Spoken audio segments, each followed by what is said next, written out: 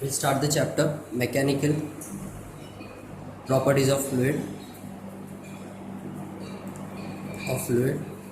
So as we know, we have three different states of matter: solid, liquid and gases, out of which liquid, which can flow, which has large, which can liquid, which is a fluid, a liquid which can flow as compared to the solids and gases.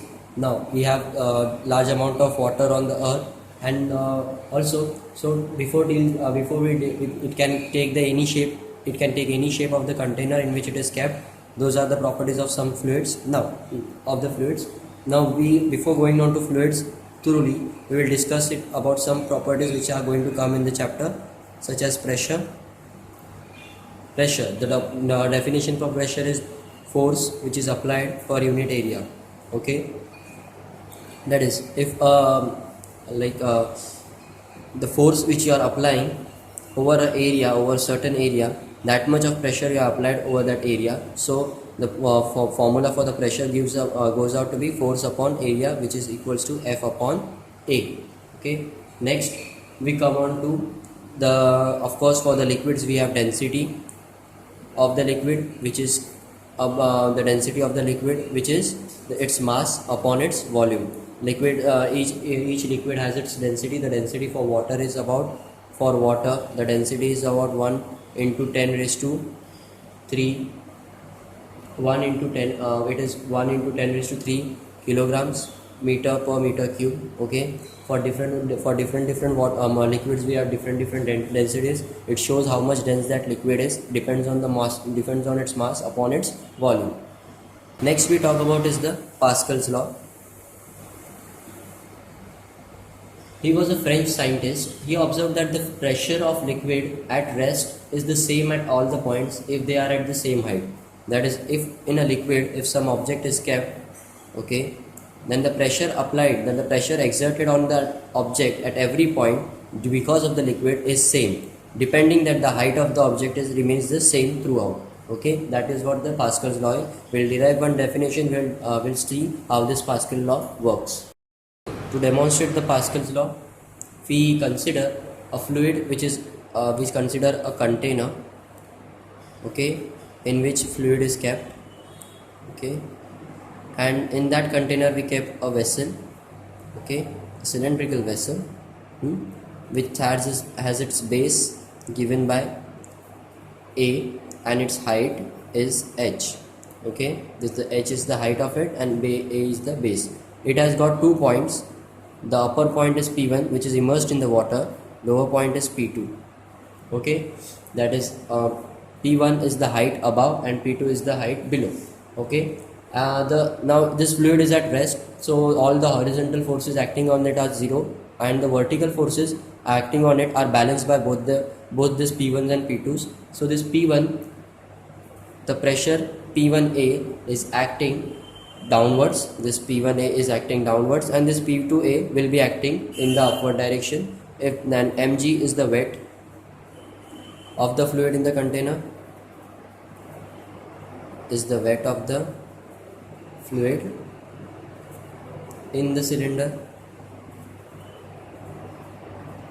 So now the total weight, now the total force acting can be given by difference between these two forces, that is P2 minus PA. Okay, P2A minus P1A, so we keep A common, which is equals to the total weight. Okay, now we have rho, which is equals to, the density is given by mass upon volume, so the mass becomes equals to rho into V. So this V, volume, can be taken as rho h into A. Okay, so the mass becomes rho HA. So instead of this mass we can put rho HA. So P2 minus P1 of A equals to rho HA. The A get cancels. What we have is the pressure. Difference in the pressure is rho into H.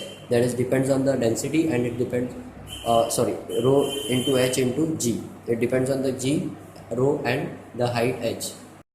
Now we found out P2 minus P1 is equals to rho G H. Now what if this is the total pressure when the container, when this cylinder is inside this container? Okay, now what if the upper part of this cylinder is exposed to air, or it is brought up on the surface, when it is brought up on the surface, then the force acting on it will be the atmospheric pressure. So that atmospheric pressure, the total force on this vessel, which is half exposed to the air, will be its atmospheric pressure plus the quantity rho gh. Okay, so obviously the pressure when this vessel is half exposed to air will be greater, that is because of the atmospheric pressure by a factor of rho gh. Okay, that is when this is half exposed to, that is when this vessel is exposed to air, then the surface is exposed to air, the pressure applying on it, the pressure experiencing on it will be greater than a factor of rho hg. Okay, so that excess of the pressure is called as the Gauge pressure, which it is experiencing is called as the Gauge pressure. Okay, so what we come to know from this is that at any instant the pressure, it does not depends upon the area of this, it only depends upon that the pressure of the water applied on this container only depends on, at every point only depends on, it is always equal, it does not depend on the upon its area or the size of the container. Okay, so that means whenever a container immersed in the water, the force acting by the water inside, the pressure applied by the water inside the container at every point is the same. Now for the fluids, we'll study with the streamline flow. Okay, in the streamline flow, the study of the fluids in the motion is the study of fluids in motion, we call this as the fluid dynamics. It is the study of fluids which are in motion. The motion can be a smooth motion or it can be a very fast motion. So when the water tap is turned on, it loses the water flows smoothly. Okay, here the flow of water is smooth, but the smoothness is like, it loses its smoothness when the speed of the water is increased, that is the water flow starts coming, increases. The study of the motion of the fluids, it also draws our attention to what is happening to the various fluid particles.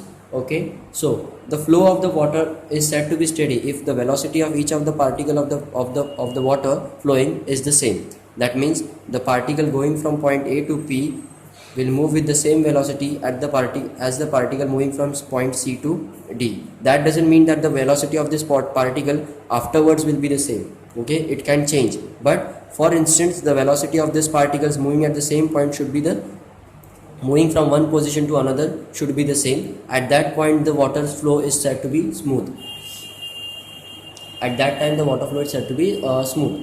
The part taken by the fluid particle under the steady flow is called as we call it as the streamline. That is, it is the path by which the water particle moves. Okay.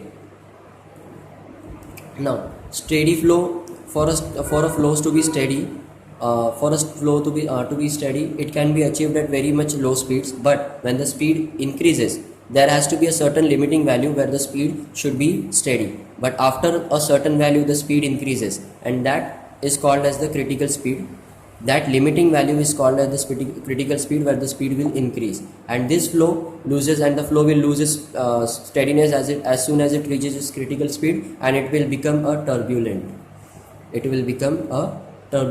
So when this streams, they encounter the rocks, when they pass through some small rocks, like suppose here there is a rock, and the water passes through these rocks, then we see small whirlpool like regions are forming out here like this.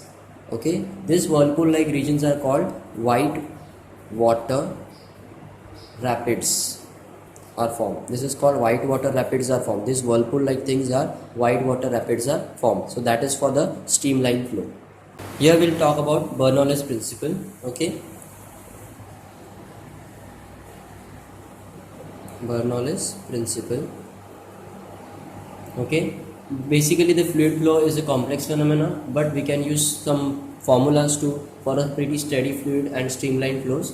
But so here we consider a pipe which has a varying cross section area, that is the cross section can change. Okay, this particular pipe is connected to it is according to its increasing height. Okay, so now consider a fluid moving in a pipe with varying cross section area. Let the pipe be at a varying height, so here the heights are also different. Okay, the height is going increasing, so its velocity must be changes as the consequence of equation. We use the equation of the continuity to express its velocity that is changing. Also, to move some water from here to here, there must be a force which is required to move up the water to up to certain height. So the Bernoulli's equation is a it gives you the general expression for the pressure. Okay, that is the pressure difference between 2 points. Okay, the pressure difference between 2 points in the pipe because of its velocity change and because of its height change, that is the elevation change. Okay, so the Bernoulli's equation will give you the pressure obtained at 2 points when the velocity in the stream should change, because to move up the water at to certain height you need to have certain velocity, and the height is also increasing, so the height is also changing. So this velocity change will be the change in the kinetic energy, and this height change will be the change in the potential energy. So this change will be given to you by the Bernoulli's equation, which states P plus half of rho v square plus rho gh.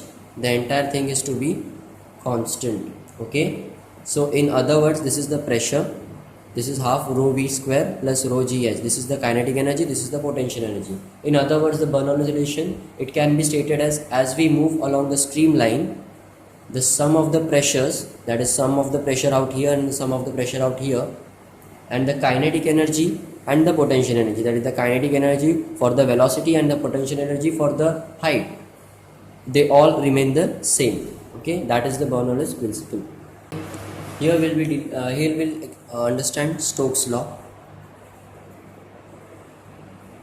Stokes law. Okay, the Stokes law states that whenever a body it falls through a liquid, okay, it falls in a liquid, it drags the layers of the fluid. So basically, whenever a body it falls in a liquid, it drags the layer, and hence a retarding force acts on the body. So that retarding force is given by this Stokes law. So basically, something when falls into a liquid, it has to do its work against the liquid. So basically, the liquid applies a force, a retarding force acts on that body. So that force is given by the Stokes, and that force. So basically, we'll derive Stokes law. Stokes law states that whenever a body falls in a liquid, this is liquid, and the body supposed to falls in a liquid, it has to drag the different layers of the liquid. Okay, the surface layer, then the inner layer, then the inner layer. So as a result of that, a retarding force acts on the body because of the resistance applied by this water. A retarding force acts on this body, and this force is given by 6 pi eta a w, where this eta is the viscosity of the liquid, whether that liquid is water, it is oil, or whatever. Area is the A is the radius of it. A is the radius of the sphere, and then it is V. Sorry, it is not omega, it is V. V is the velocity by which it is falling. So on all these terms, the force depends. So this is derived by the Stokes law. Now we talk about something called as Reynolds number. It is Reynolds number. Okay. So basically, Reynolds number gives us the state of a flow of liquid, whether a flowing liquid is said to be a turbulent flow or whether it is a streamlined flow. Turbulent, whether it is a fast, this is a speed kind of liquid, or whether it is a slow liquid. We know if this surface area of this liquid, is increased, then obviously the flow of the liquid will be a turbulent flow. Okay, so this is Obscon Reynolds, he observed that this turbulent flow is less likely for viscous fluids flowing at the different rates. Okay, he defined a value, okay, for this flow. To determine, the value is called RC value, to determine whether this flow can be a turbulent flow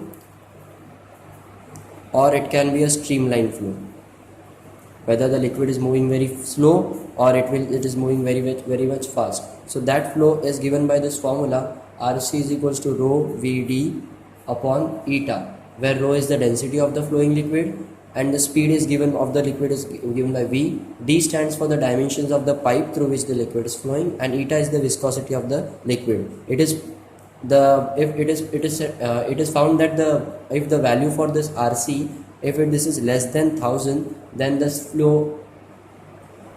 flow is a streamline flow. Okay, if this value for RC comes out to be less than 1000, then this flow is a streamline flow. If this RC is greater than 2000, then it is a critical flow or it is a turbulent flow. So this flow is given by this Reynolds number, that is RC.